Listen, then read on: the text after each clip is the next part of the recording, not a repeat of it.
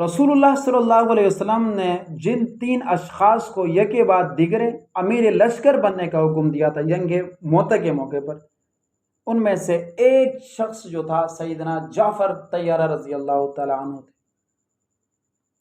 امام احمد بن حنبل رحمۃ اللہ علیہ نے اپنی مسند میں خالد بن شمیر سے روایت نقل کی ہے۔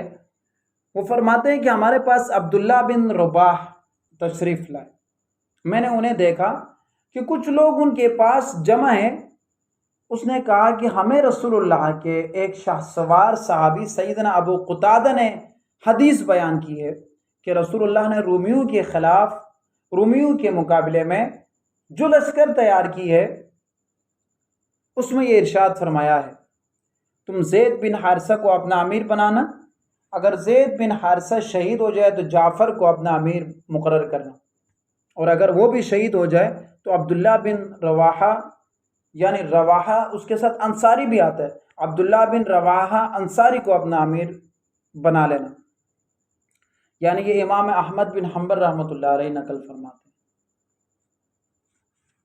سیدنا جعفر رضی اللہ تعالیٰ عنہ نے کہا، اے اللہ کے رسول، میرے ماں باپ آپ پر قربان ہو، صحابہ تو جو دل میں آتا تھا سو بولتے تھے، آج کل کے مسلمانوں کی طرح منافقت تھی نہیں، جو دل میں آتا تھا رسول اللہ کے سامنے رکھ دیتے تھے۔ فرمانے لگے، یا رسول اللہ، میں تو اتنا بھی کم تر نہیں ہوں کہ آپ نے زید بن حارثہ کو میرا امیر مقرر کر دیا۔ رسول اللہ نے فرمایا، آپ چلیں، آپ کو یہ معلوم نہیں کہ کون بہتر ہے۔ سبحان اللہ، رسول اللہ جیسے استاد ہو، صحابہ جیسے شاگرد ہو، بلا محبت نہ ٹپک رہی ہو، سوال ہی پیدا نہیں ہوتا۔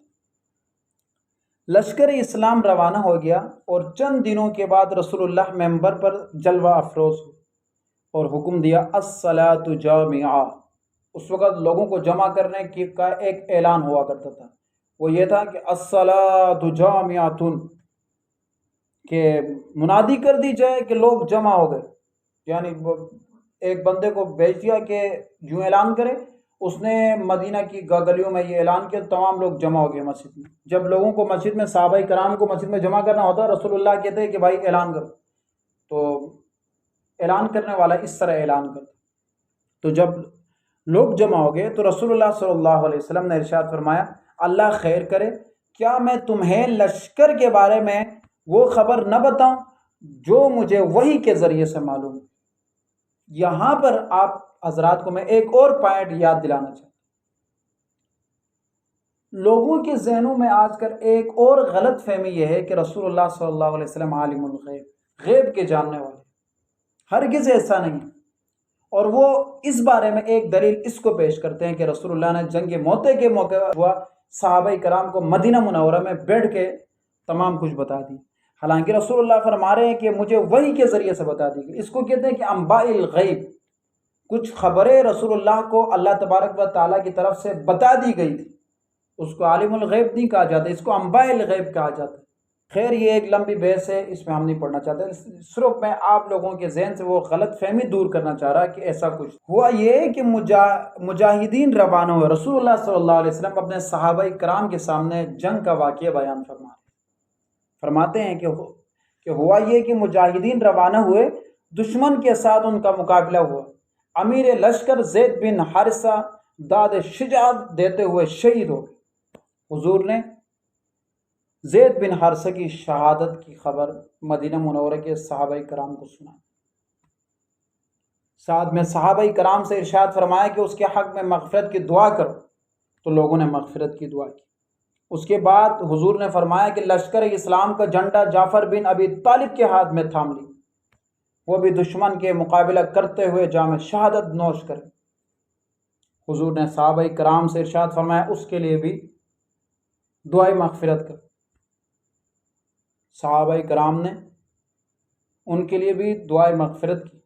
اس کے بعد حضور نے فرمایا کہ لشکر اسلام کا جھنڈا عبداللہ بن رواحہ نے تھام لیا، اس نے دشمن کا ڈٹ کر مقابلہ کیا، لیکن وہ بھی داد شجاعت دیتے ہوئے شہید ہو گئے۔ حضور نے ارشاد فرمایا ان کے لیے بھی مغفرت کی دعا کیجیے۔ صحابہ کرام نے ان کے لیے بھی مغفرت کی دعا کی۔ حضور نے اس کے بعد ارشاد فرمایا، اس کے بعد اسلام کا جھنڈا خالد بن ولید نے تھام لیا، وہ امیر لشکر بن گیا۔